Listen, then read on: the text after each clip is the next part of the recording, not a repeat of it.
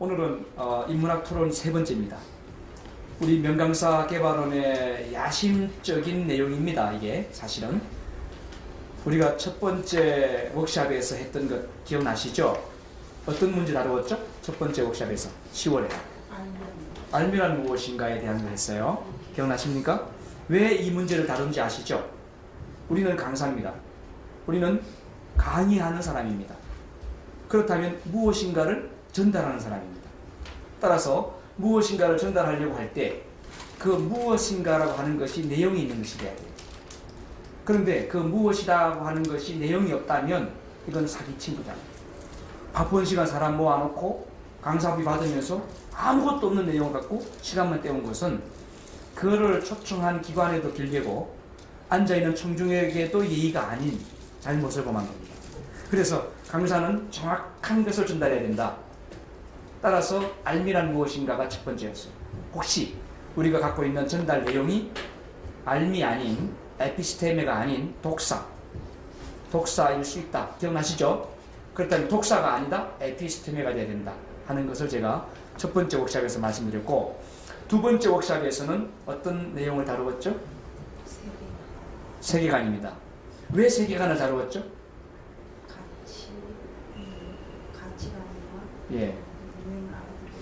알아보기 위해서 중요한 이야기입니다. 내가 강의하고자 하는 내용을 전달할 때 청중들이 그것을 억셉할 거냐 안 억셉할 거냐 이거예요. 청중들이 좋아하는 것을 던져줘야 명강사가 되는 겁니다. 예를 들어서 유치원 아이들에게 가서 철학적으로 얘들아 차렷! 발주무셔 차렷! 플라톤은 말이야 이렇게 이야기하면 유치원 아이들이 알아듣습니까? 절대 못 알아들어요. 그러니까 유치원 아이들이라고 하면 그 아이들의 세계관이 어떤 거예요?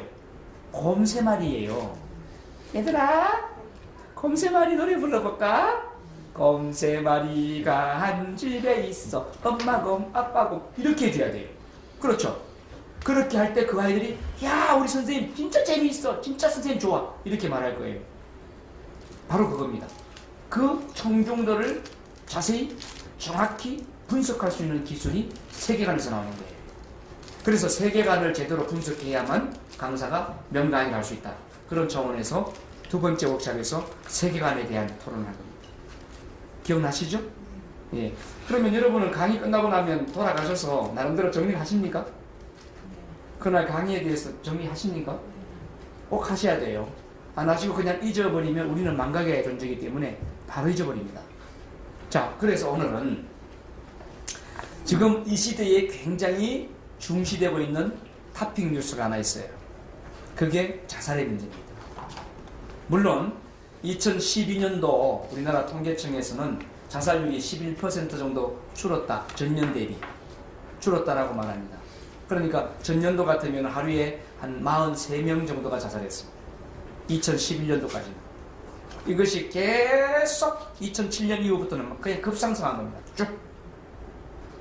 그런데 2012년도에 줄었다 라고 하더라도 OECD 국가에서 최고예요. 자살률은 우리나라가 전 세계적으로 자랑스러운 수치 중에 하나입니다. 정말 안타까운 일이죠. 이 자살률을 자랑한다, 이혼율을 자랑한다, 특히 노인 자살률 심각한 문제죠. 이런 것을 자랑할 수가 없는데 자랑한다는 거예요. 심지어 초등학생들이 10%가 자살을 생각했다는 거예요. 청소년들, 중고등학생들의 15%가 자살을 생각했다는 거예요. 지금 그래서 오늘 세 번째 워크샵에서는 파파게노 효과하고 베르트르 효과에 대해서 우리가 좀 더 분석하고 우리가 행복 강사로서 강의 현장에서 이것을 어떻게 활용할 것인가에 대한 공부를 하는 시간이에요. 어떤 힘이 분명히 공존합니다. 플라톤의 시점에서 보면 그는 뭐 쪼바이덴탈 테올리 아닐까요? 두 세계예요. 선한 세계와 악한 세계. 그래서 선한 힘이 있는가 하면 거기에 반대작용하는 악한 힘이 있다. 이렇게 보는 거죠. 기독교적 관점은 아니고요. 기독교적 관점은 이원론적이지 않습니다. 기독교는 일원론적입니다. 즉 참된 하나님이 계시고 나머지 짝퉁들이 방해하는 정도의 역할이지 맞서진 않아요. 그러나 플라톤의 관점은 둘이 맞서요. 참된 것과 거짓된 것이 둘이 맞서는 관점이다. 이게 이원론입니다. 이원론적 관점에서 본다면 이 두 세계, 즉 파파게노 효과하고 베르트르 효과, 이 두 가지의 파워가 지금도 이 한국 세계, 이 지구상에서 긴장관계 속에서 파워 게임 하지 않느냐, 그런 생각돼요. 그러니까 죽으려고 하는 사람, 그리고 죽으라고 계속 그쪽으로 강조하는 그런 힘하고, 아니야, 살아야 돼, 그래도 우리가 살아서 인생을 재밌게 살아야지 하는 그런 쪽으로 몰려나가는 이런 파워가 반드시 있다는 거죠. 자, 정리해 봅시다. 베르트르 효과는 우리가 어떤 유명 연예인을 통해서 그 사람의 죽음이 나의 죽음으로 연상되고, 그래서 나의 생명을 정리하는 것, 그것을 과감하게 해버리는 것, 이것이 베르트르 효과인데, 파파게노 효과는 누가 죽으려고 할 때 종을 쳐서 세상을 깨우고 그 사람들이 자기에게 달려오게끔 만드는 그 작업을 그 사람이 할 수 있도록 옆에서 도와주는 역할을 하는 것, 그런 역할입니다. 그러니까 오늘 제 강의를 잘 정리하면, 우리는 어느 쪽이다? 파파게노 효과를 일으키는 사람이다. 그 사람이 죽으려고 할 때 다 차이는 없습니다. 같아요. 둘 다 죽는 케이스예요. 둘 다 죽는 케이스인데 이쪽은 너 죽어라 하고 죽게 만드는 거고, 그리고 더 많이 죽도록 분위기를 만들어가는 거고요. 그게 베르트르 효과입니다. 그런데 이쪽은 아니야, 죽으면 안 돼, 네가 빨리 총을 쳐봐, 네가 총을 치면 다들 딴짓하는 사람들이 몰려올 거야. 이 18세기에 파파게노 효과하고 베르트르 효과는 18세기에 일어난 이야기예요. 산업혁명 이후에 이 세상이 물질주의로 머티리얼리즘으로 흘러갈 때, 그때에 인간 소외라고 하는 것을 생각하고, 인간 소외 현상을 하나는 죽자 하는 걸로 해결하려고 하는 그런 무리가 있었는가 하면, 아니야, 살아야 돼, 우리는 살 가치가 있어 라고 말하는 그 무리가 있었다는 거죠. 이 두 무리 간의 싸움이 지금까지 진행되고 있는 거죠. 그렇다면 우린 행복 강사이기 때문에 우리는 죽어야 돼, 죽을 거야, 난 죽을 수밖에 없어 하는 사람들에게, 아니야, 살 수 있어, 종을 한번 쳐봐, 네가 종을 치는 순간에 사람들이 너에게 시선을 집중할 거야, 그리고 네가 있는 곳으로 몰려들 거야. 종을 치면 사람이 모이고, 사람이 모이면 히스토리가 생겨나, 그래서 네 인생을 다시 써내려갈 수 있어 라고 이야기하는 거죠. 그 역할을 하는 것이 행복 강사라는 겁니다. 그래서 오늘 파파게노 효과하고 베르트르 효과에 대한 것을 토론으로 삼은 이유가 바로 그겁니다. 우리가 행복 강사가 돼야 될 이유가 있다는 거죠. 우리 한국 사회에 날마다 45명 전후로 자살하는 이 문제를 우리가 해결하기 위해서 역할이 있다는 거고, 그 역할은 바로 죽음을 생각하는 사람들을 우리가 일깨워주는, 살 수 있다는 자신감을 넣어주는 역할을 누가 할 수 있다? 행복 강사가 할 수 있다. 그래서 우리 명강사들이 행복 강사가 되는 거지, 우리가 뭐 유명 강사 되는 건 아닙니다. 우리가 유명 강사가 돼서 뭐 하겠어요? 내 이름 유명해지는 거 별거 아닙니다. 여러분, 유명 강사 다 유명 강사 됩니다. 여러분. 어떻게 하느냐? 돈 많이 써서 광고 많이 하면 유명 강사가 되고요. 두 번째는 아무데나 불러주는 대로 쫓아다니면 유명 강사가 됩니다. 맞죠? 유명 강사라고 하는 것은 많은 사람에게 알려지면 돼요. 많은 사람에게 알려지면 그게 유명 강사예요. 그러나 명강사는 유명 강사가 다릅니다. 명강사는 많은 사람이 필요로 하는 사람, 존경해주는 강사, 그게 명강사입니다. 그 차이점에서 정리하고요. 두 번째, 자살과 생명의 윤리적 가치 문제를 좀 다뤄보도록 할게요. 자살과 생명이라고 하는 것은 사실 이거는 뒤집으면 됩니다. 자살을 뒤집으면 생명이에요. 살자가 되니까요. 근데 살자를 뒤집어버리면 자살이 되는 거예요. 이 차이예요. 자살과 생명에 대해서 윤리적으로 제가 지금 여기 종교적 관점과 그 다음 윤리적 관점, 즉 철학적 관점, 이렇게 둘로 나누었는데, 물론 그 외에도 다양한 뭐 정치적이라든지 경제적이라든지 아니면 의료적 관점에서도 자살과 생명을 이야기할 수 있습니다. 오늘은 그것을 줄여서 먼저 종교적 관점에서 한번 이야기해 봅시다. 혹시 가톨릭 신자 계십니까? 가톨릭에서는 생명을 무엇으로 설명하죠? 하나님의 몸과 피, 하나님의 형상이라고 그러죠. 근데 더 쉽게 말하면 푸뉴마라고 합니다. 푸뉴마. 구약의 히브리어로는 루아흐예요. 루아크. 그게 이제 그리스어로 네페시라는 단어하고 연결됩니다. 네페시하야라는 건 히브리어인데요. 히브리어하고 연결되는 단어예요. 그게 뭐냐면 숨이란 겁니다. 숨. 요거는 인간이 갖고 있는 생명은 내게 아니에요. 하나님이 그 사람 속에 퍼고 불어넣은 숨이에요. 따라서 이것은 선물입니다. 그렇기 때문에 기독교적 또는 가톨릭적 관점에서 생명은 하나님의 선물이고 은총입니다. 그러면 생명을 함부로 죽이는 것은 어떤 행위가 될까요? 가장 큰 죄가 돼요. 왜요? 그렇죠. 가장 전능하신, 가장 위대하신 어른이 잘 써라 라고 준 거란 말이에요. 근데 그것을 내가 팍 그냥 터쳐버렸단 말이죠. 그러니까 그것은 신에 대한 도전행위예요. 이것이 개신교 또는 가톨릭의 관점입니다. 생명과 자살에 대한 관점이에요. 자살은 죄예요. 엄청난 죄예요. 그래서 가톨릭이나 개신교에서는 어떤 방법으로든 자살하면 안 된다. 더 극단적으로 말하면 자살하면 지옥 간다 라고까지 말합니다. 지옥 간다는 이야기는 하나님이 준 그 큰 선물을 자기 멋대로 그냥 파괴시켰으니까 그거죠. 그러면 혹시 불교 계십니까? 불교 신자? 불교 신자. 신동민 변호사님 혹시 종교가? 없습니다. 아, 그럼 무교예요? 네. 그럼 아신교네요? 네.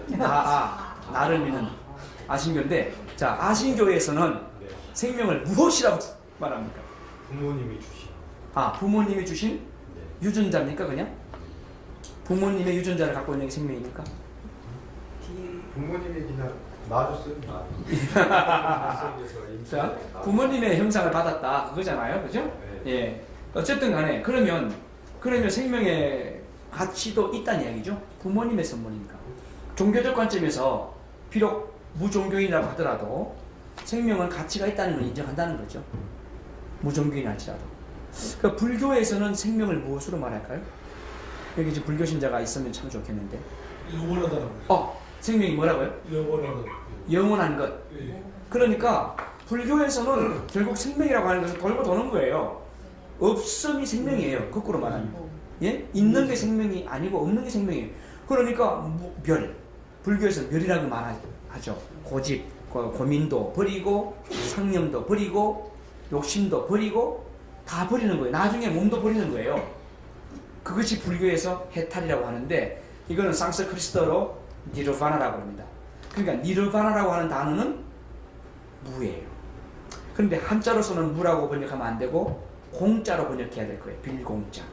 그것을 영어로 번역한다면 nothing in the nothing이에요. 없어요. 공간도 없고 시간도 없는 거예요. 그것이 공이에요. 결국 불교에서 말하는 있다라고 하는 것은 없음만 있는 거예요. 지금 있다고 하는 것들은 전부 다 가짜예요. 그래서 헛것에 속지 마라. 그것을 착 집착 붙잡고 늘어지는 순간 너는 이미 그것의 종이 된다. 그것을 다 버려라. 버려라. 버려라. 그게 불교입니다. 그렇다면 불교에서는 생명조차도 버릴 거예요. 그러니까 불가에서는 화장을 하잖아요. 다비식을 할 때 태우잖아요. 태우는 이유가 완전히 없어지게 합니다. 흔적을 땅속에 묻으면 무덤이 남으니까 완전히 싹 없애버려야 저 니르바나의 세계에 간다. 극락의 세계에 간다. 공의 세계에 간다. 하는 그런 개념이니까 그래서 불교에서는 분신이 나옵니다. 인도 쪽에 스님들이 또는 저쪽 어디죠? 중국하고 지금 문제되는 티베트 쪽에서 분신 자살하는 스님들이 많이 나와요. 티베트 종교에서는 티베트 불교가 그랬습니다. 그러니까 그분들은 어차피 이 몸뚱아리는 가짜인데 이거 내가 불태워가지고 진리를 이야기한다면 잘하는 거다 오히려 라고 생각하고 자기 몸에 휘발유 껴안고 자살하는 거죠. 이해되셨죠? 예. 기독교에서는 안 나오잖아요. 목사님이 분신 자살했다 이런 이야기 혹시 보셨습니까? 없죠. 근데 티베트 불교에서는 한단 말이죠. 그 자신들의 이야기를 관철하기 위해서 화장한다. 불교적 관점에서는 생명이라고 하는 것의 그 가치를 모든 것이 생명이죠. 그래서 모든 있음이 다 생명이에요. 결국은 그것이 다 없어지는 거고 결국 남는 것은 없다는 것만 있는 거예요. 그래서 공의 세계 간다. 덕도하면 어디로 갑니까? 덕도하면 극락에 간다. 극락이라고 하는 것은 the greatest pleasure place예요. 아주 대단한 기쁨이 있는, 즐거움이 있는 장소예요. 그게 대승불교 이야기입니다. 원래 불교의 시초작 석가모니의 본명은 고타마 시탈타입니다. 고타마 시탈타 이분이 말씀하신 것은 그게 아니에요. 너 뭐 없어. 너 사람답게 살아봐. 끝나면 아무것도 없어. 고통도 없고 무상 무념, 생각도 없고 형상도 없고 아무것도 없는 세상이 가는 거야. 없어지는 거야 그냥. 그런데 뭐 하려고 그렇게 붙잡고 늘어지냐 이 세상을 라고 이야기하는 거예요. 그런데 이것이 중국으로 쭉 들어오니까 중국 사람들이 안 믿어요. 그걸.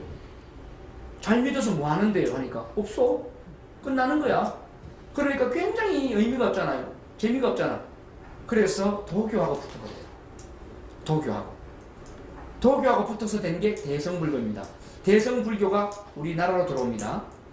그래서 우리나라는 대성불교예요. 대성불교에서는 석가모니 상도 세워놓고, 그죠? 그 옆에 보면 지장보살상도 있고 관세음보살상도 있고 다 있잖아요. 그렇죠? 그러니까 여러분 대웅전 들어가서 보세요. 거기에 그 상이 하나가 아니고 3개 정도가 있죠. 헷갈려요. 나는 구분이 안 돼. 근데 불교 신자들은 구별하더라고. 여기는요 관세음보살상이고 여기는 지장보살상이고 뭐 이렇게 해요.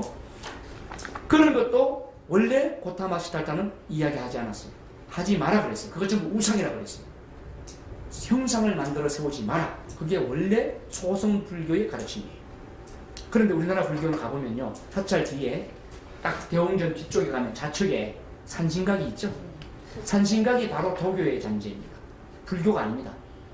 산신령을 섬기는 거예요. 산실각은. 또 칠성각 있죠. 칠성실, 북두칠성. 그것도 역시 불교가 아니에요. 그것도 도교예요.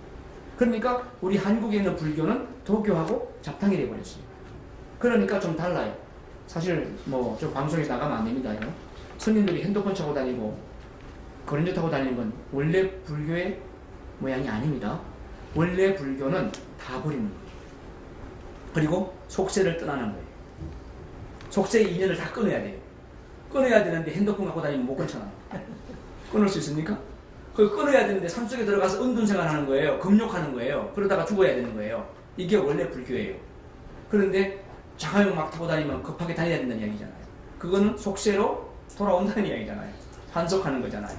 그래서 조금 세월이 지나면 어떻게 될지 몰라도 아마 지금 이 시점에 원래 부처님이 고타마 시탈타 그분이 살아서 돌아온다면 너들 뭐하는 놈들이냐, 내가 그 말 안 했는데 하지 말라고 한 거 왜 같이 자꾸 세워놓고 하나, 이런 이야기 할 거예요. 종교적 관점에서 말씀을 나누어 봤고요. 윤리적 관점에서는 어떻습니까? 윤리적 관점에서는 우리가 그 자살이라고 하는 것에 대해서 어떻게 생각하죠? 긍정적으로 인정하는 경우가 있습니까? 없죠. 그러나 있습니다. 어떤 경우일까요? 자살을 긍정적으로 인정하는 경우가 있습니다. 예외, 아주 극히 예외. 안락사예요. 이 사람은 심장은 뛰어요. 기계로 인해서. 근데 내가 죽었어요. 뇌사에 빠졌는데 심장이 살아나서 내가 다시 살아날 뭐 그럴 가능성은 없어요. 기계만 빼버리면, 호흡기만 빼버리면 그냥 끝나는 거예요.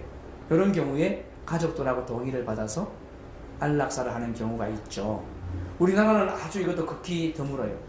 하지만 외국 같은 데는 이렇게 안락사로, 특히 이제 암 환자 같은 경우에 4기가 지나서 너무 통증도 심하고 의식도 없고 혼수 상태에 빠져 있고 치료 가능성 제로라고 판단될 경우, 그런 경우에는 연명이잖아요. 연명하지 말고 오히려 그냥 호흡기를 거두고 그대로 임종하시도록 도와준다 하는 것이 일반화되는 추세인데, 윤리적 관점에서는 자살을 극히 이례적으로 허용하는 경우는 있다. 하지만 그건 장려하진 않는다. 특히 의료윤리에서 일부분 하고 있다 하는 거 우리가 생각해 주시면 되겠고요. 여기까지 우리가 이제 이해를 하면서 동영상 하나 보시겠어요? 너무나 절망스러워 목을 메려고 했죠. 그런데 세 명의 요정이 나타나 말합니다. 죽지 마, 종을 울려봐.